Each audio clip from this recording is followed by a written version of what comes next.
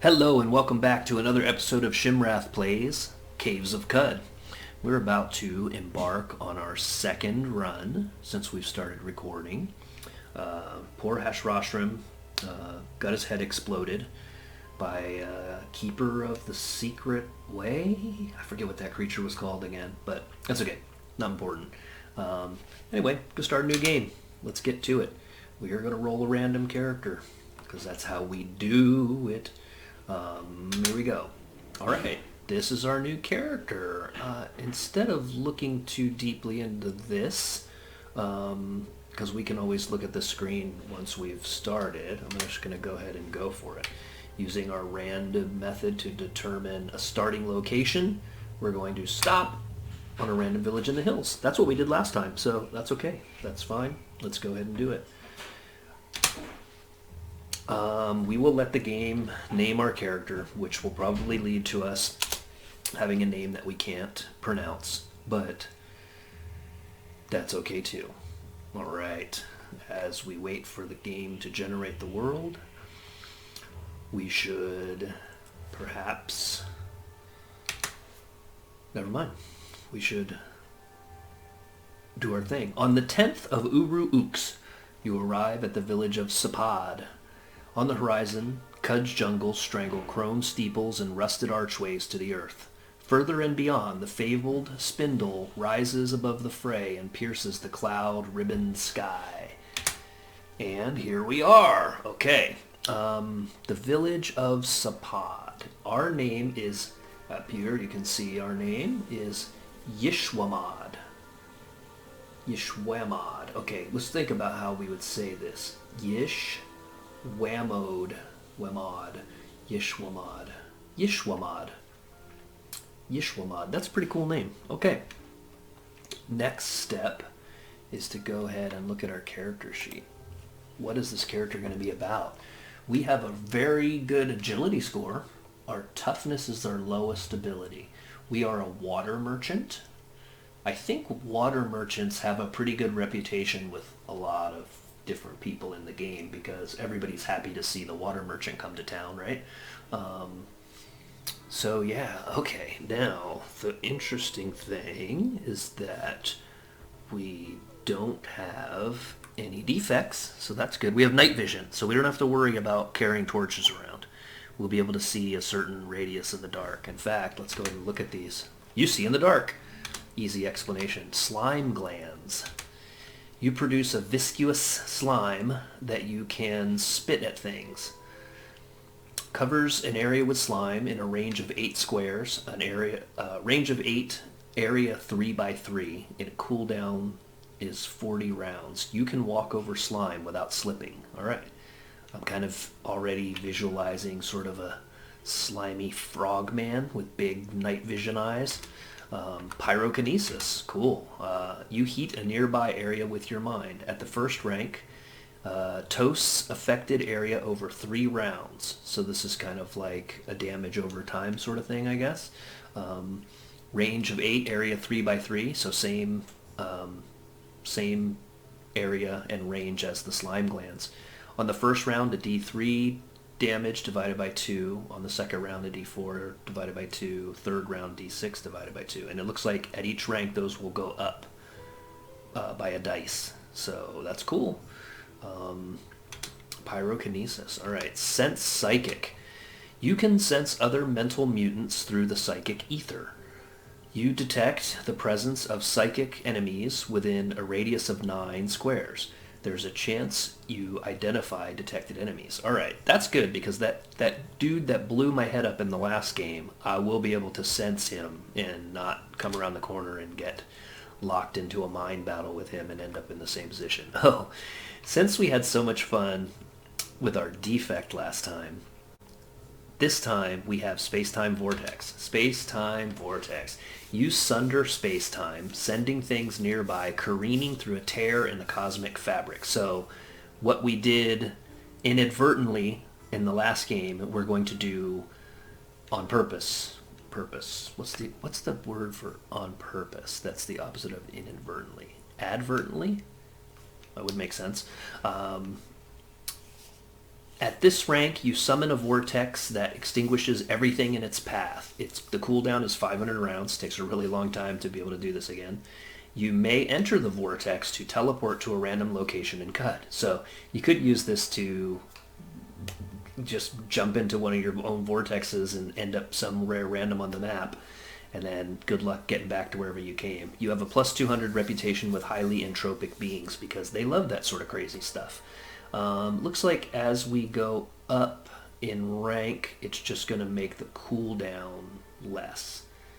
But it's possible that... I don't know if we will ever summon more than one vortex. I don't know if that's a thing or not. And then telepathy.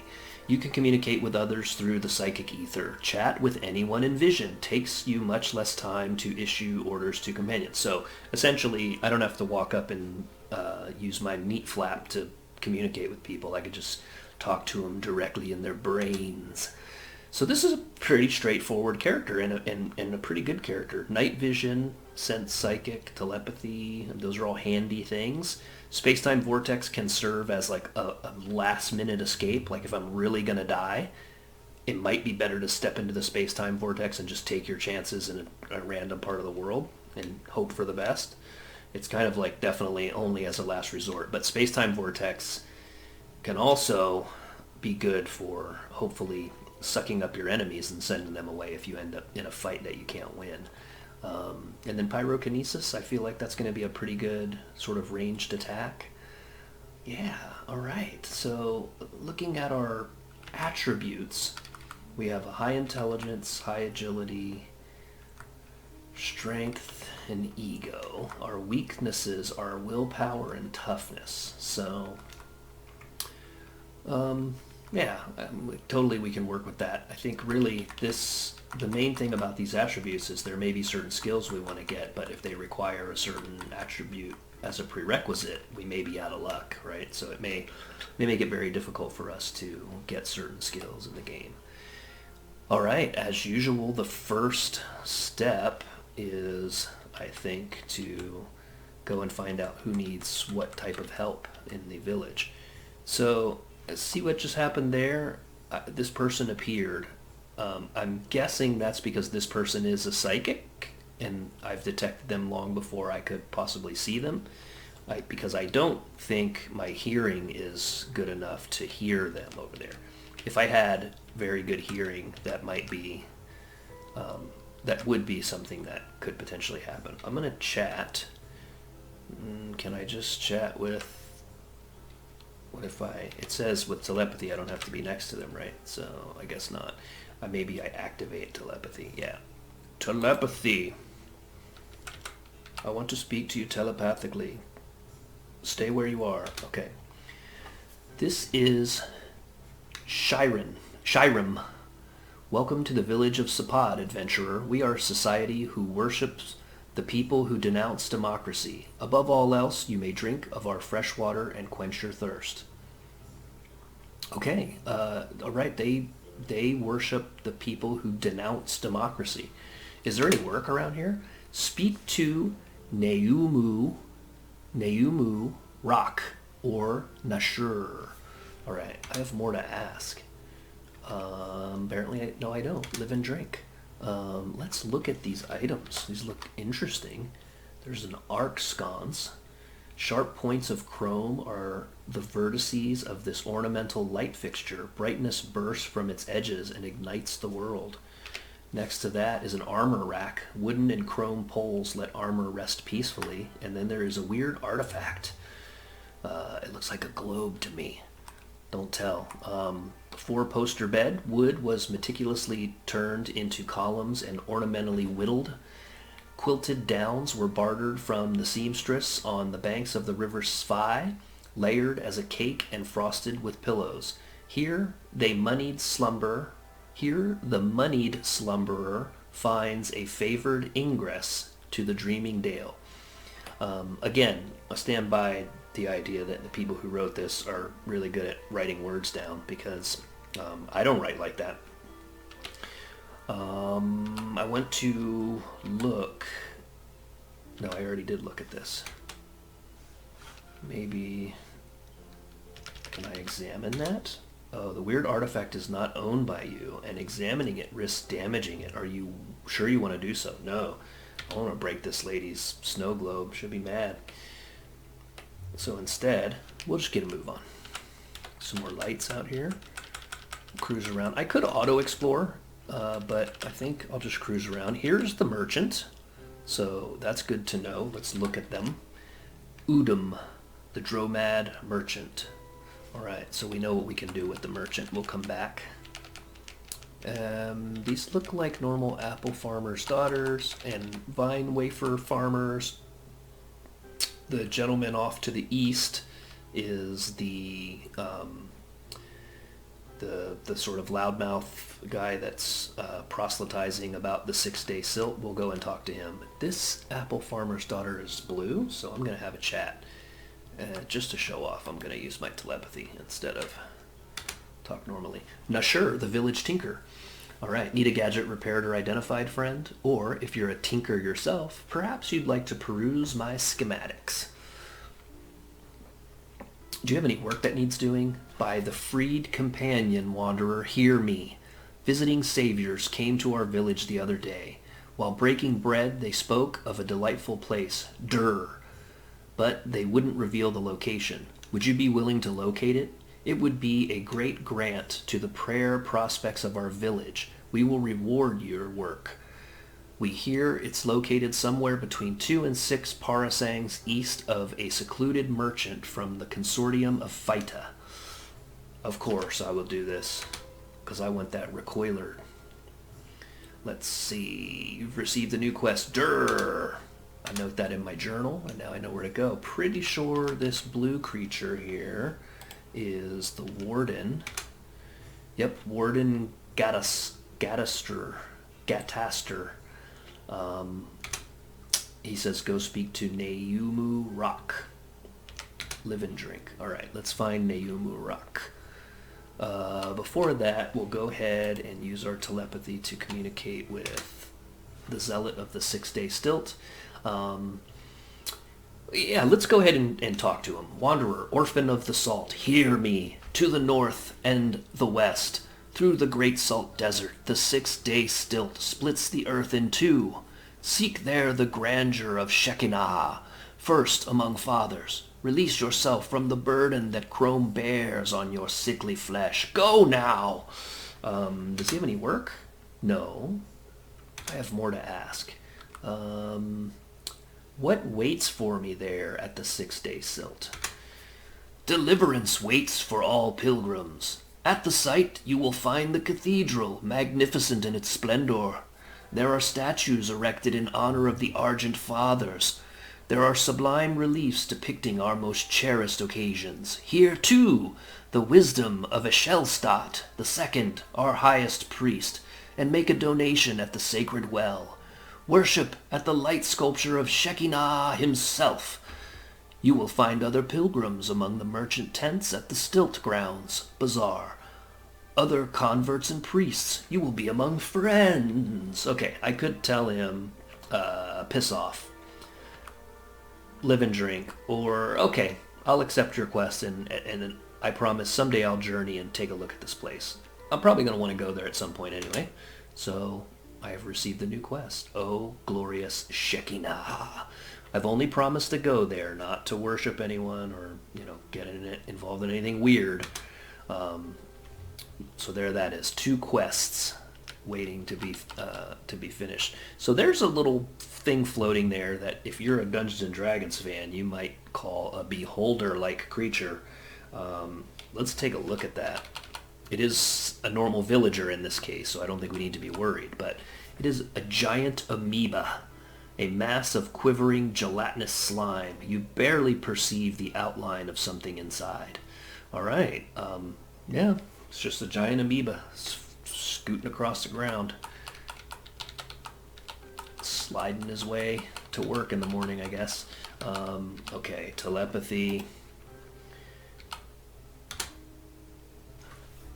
Jordhunder. Idly undulating. Do you have any work that needs doing? No. Talk to that other guy. Alright. Live and drink. Thought he might be the guy because he's yellow instead of white. I think the person I'm looking for might be over this way. Oh,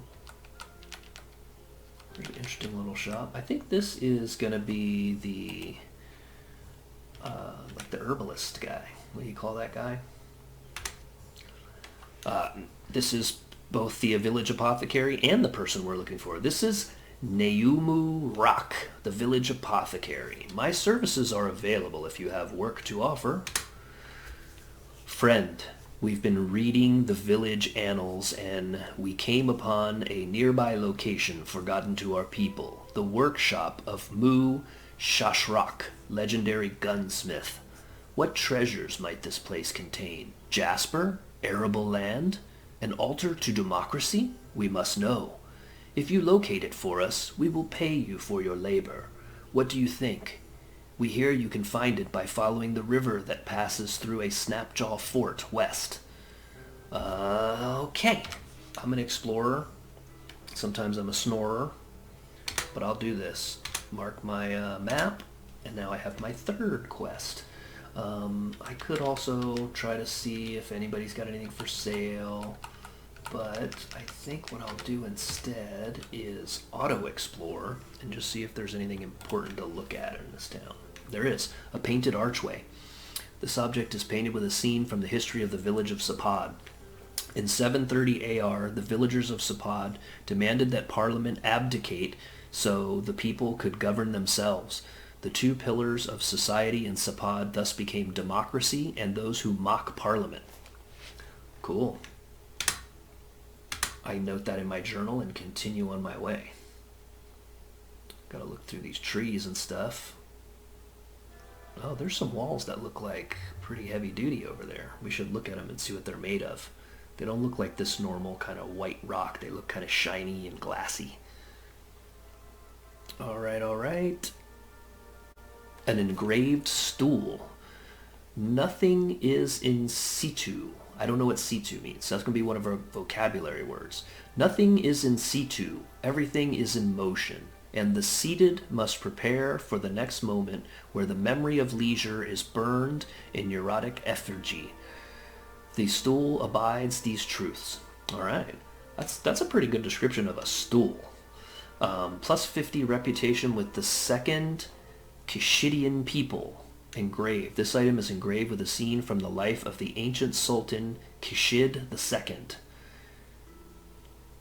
Late in 3559 BR, after murdering a popular rival by dividing by zero, the Sultan of Qud was assassinated. Because of Kushid II's transparent visage, she was chosen as the successor. All right. We note that in our Sultan histories and continue to look around. All right, we have seen everything in the village. Now, let's look at what we have and what we are carrying. I'm going to press lowercase e to go to my equipment menu. I'm wearing a woven tunic and a leather cap, a vinewood sap mask. Vinewood sap mask is a little bit like, well, let's look at it. A piece of thick burlap impregnated with vinewood sap, helping to protect against noxious gas and vapor. So it's kind of like sort of like a gas mask, right? Doesn't offer any armor protection, but maybe it offers some protection against gas attacks. A worn burnoose. I'll be honest and say that I don't know exactly what a burnoose is, but it looks like maybe one of those little kind of half cloaks that go over your shoulder. Maybe that's a second vocabulary word for today. Bloodstained neck ring. When you start in the hills, you get a bloodstained neck ring, and you should probably hold on to it because I think it makes baboons not want to throw rocks at you, and that's important. Our right arm is our main hand, but if you look down here, you notice with the tab key, we have the ability to set our primary limb. So if we really want to be left-handed, we can reset that to a different limb. I'm fine with being right-handed. And I'm wielding a bronze short sword. I have a lit torch, which I don't really need because I have night vision, leather moccasins, and a time dilation grenade, Mark 1. Let's look at that. Let's see what that bad boy does. That's a moccasin. We know what a moccasin does. Let's look instead at Weird. I could swear. There, okay. Look. I could detonate it, but I'm not gonna. Okay, sand piles on the bottom side of this tetraxenon hourglass. Tetraxenon. I've never seen that word before. When turned, the sand pours. Tetraxenon, I think, has something about 10 sides? Tetra. I don't know. I'm a D&D guy, and I kind of know that a 20-sided dice is a dodecahedron, so a tetrahedron is a 10-sided object, I think. We'll see when we look it up later who's the smart guy and who's not the smart guy. Okay, so it doesn't tell us what it does, though. Dilates time. I know that much. Okay, let's go. Pressing 7 to slide over, as you can see here, press 7 to slide over to the inventory screen. We have wooden arrows, a cloth robe, which I am just going to auto-equip. So it's telling me I'm taking my tunic off and putting this robe on. So what I'm doing here is I'm looking at the armor values. It's 1 armor, no dodge value. The woven tunic is 1 armor, 2 dodge value. So the tunic is better. That's why I'm putting it back on. Train it for the robe. Okay, unburned torches we're going to want to get rid of. I have an electrified bronze dagger, but it does not have any batteries. It has no cell. So if I can get a cell, I can start stabbing people with an electric bronze dagger. I have a merchant's token, which I don't know exactly what that does, so let's look at it. A silver shekel stamped with the profile of King Haberdash. All right, I'm pretty sure this just identifies me as a water merchant, which is obviously my class. I have some scrap, bent metal sheet, and a fractured microchip. Can't really do anything with that because I don't have the tinker skill, but if I want to get the tinker skill later, I could disassemble this into parts and then use those parts to build anything that I know how to build, which you can learn from. And then I have a whole crap load of water because I'm a water merchant. So apparently if you're calling, in this game your class is, if you're a mutant, you have a calling, and that is like your class in a typical role-playing game. So if your calling is water merchant, you start with a whole bunch of water. You're kind of rich as far as that goes. Okay, so now we know what we've got. Down here we have our various abilities that we can access from here. We can use from here. Toast is our pyrokinesis. Spit slime is our slime. Telepathy we've been using, and space-time vortex is the one that we're probably not going to use unless we absolutely have to. So let us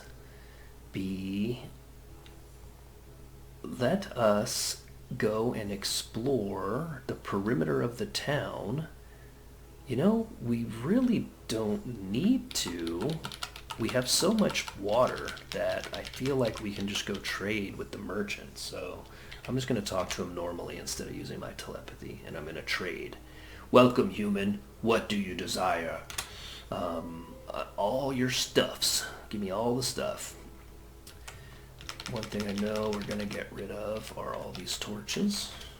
Hitting enter to select all of them. I think I'm going to go ahead and get rid of these things. Oops, wrong key. Enter. Spacebar accesses the menu to look at things and do that sort of stuff. Not going to need that stuff. I don't need this cloth robe because I'm already wearing better armor than that. And then let's look at what we can buy. I'm going to go start at the bottom. Could transfer some of our water into a copper nugget, because copper nugget might weigh less than the actual water that we're carrying, but that's not a super priority. I could get a wooden buckler, could get a musket and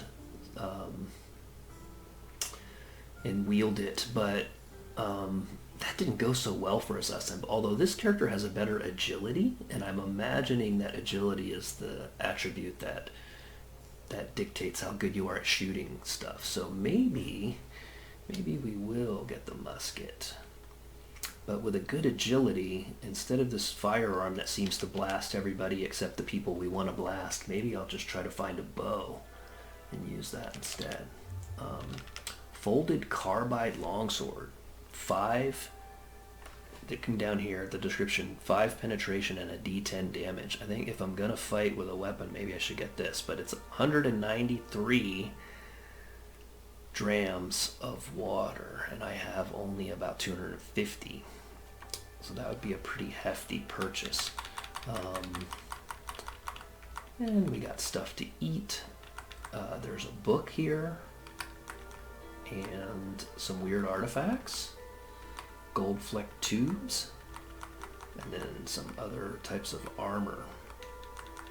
I feel like what we should do is try to... Let's go ahead and sell the stuff that we have here. He'll have to give me 14 drams. I'll accept that trade. And then I will bid him live and drink. And I think we actually will go and explore the area around around the town.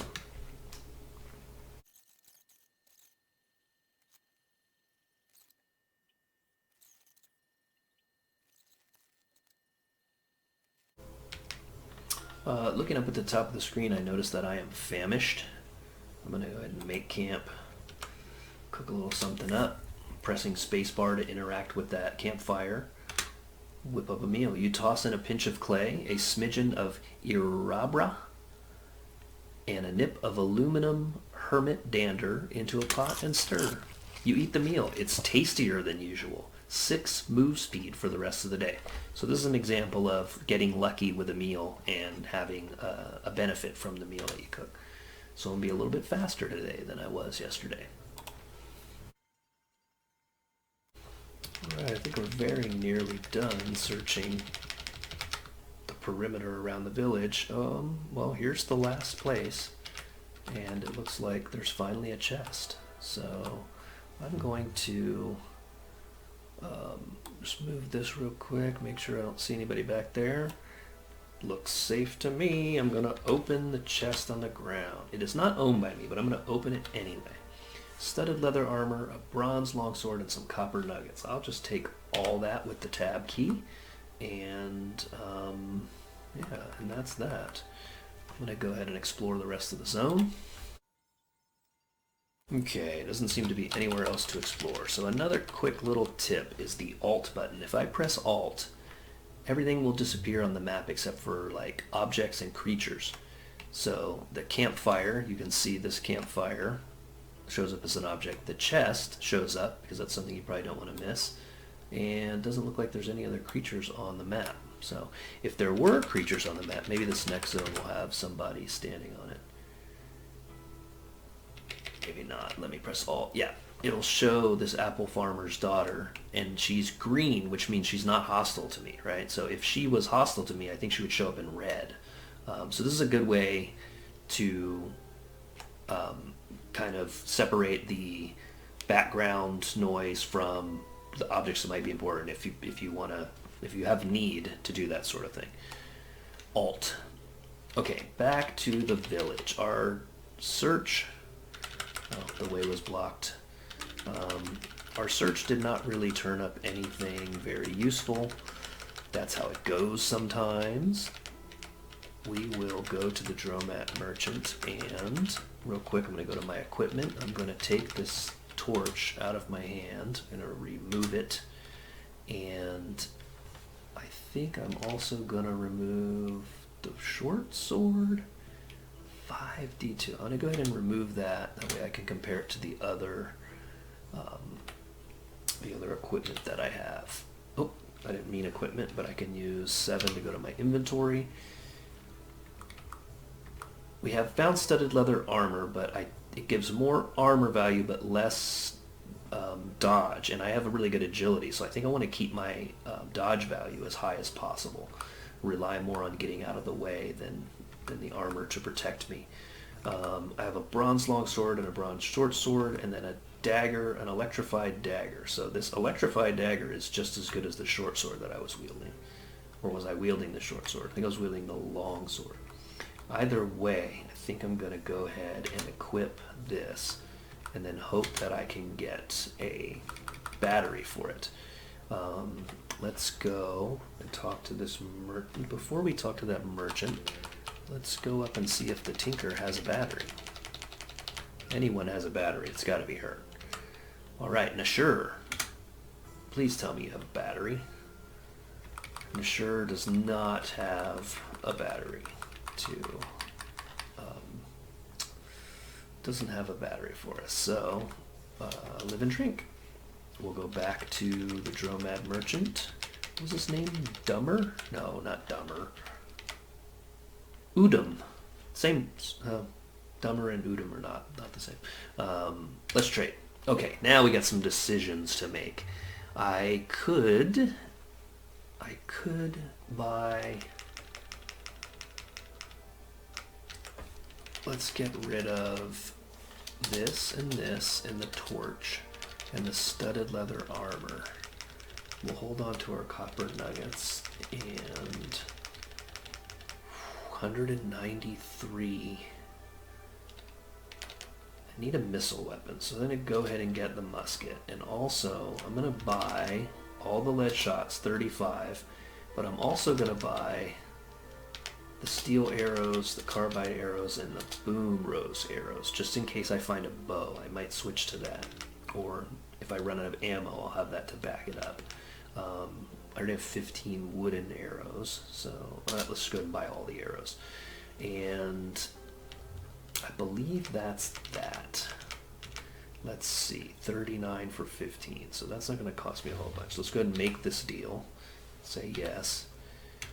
And we have 239, so we could, if we wanted to, go ahead and spend our savings on this folded carbide longsword. Let's give it a look. Folded carbide longsword, 5 penetration and a d10 damage. A curved sword with a gray metal blade, lined with hundreds of thin, shining blue veins. Strength cap 5, a strength bonus cap 5. I don't know what that means exactly, but maybe I'll look it up.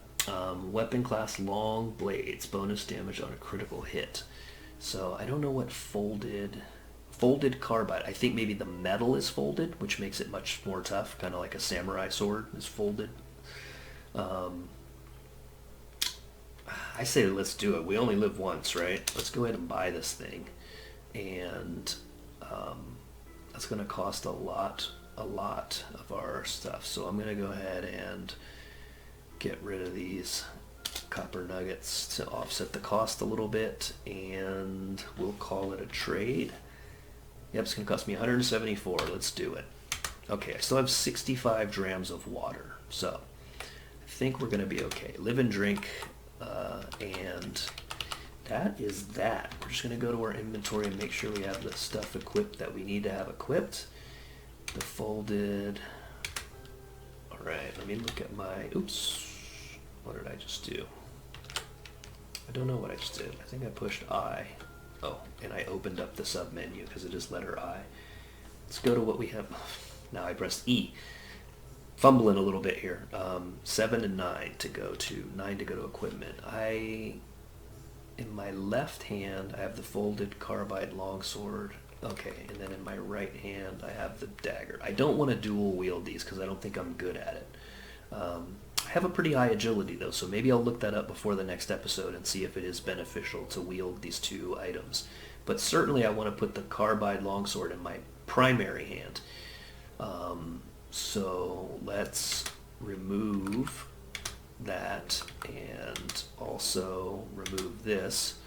Go back to the inventory and then auto equip the carbide so that it is in my main hand.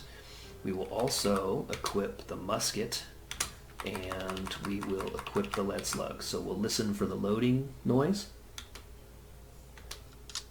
There it is. I talked over it again, but that's okay. And yeah, we'll hold this bronze dagger in, in the dugout for when we might need to rotate that in, if we do. Or if we can find a battery, it might be a more valuable thing to use.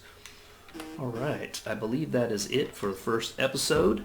We didn't have much luck exploring the surrounding countryside, but sometimes you get lucky and sometimes you don't. We started with plenty of money to buy what we needed, and now we're ready to head off into the wilderness to finish these quests that we've been given.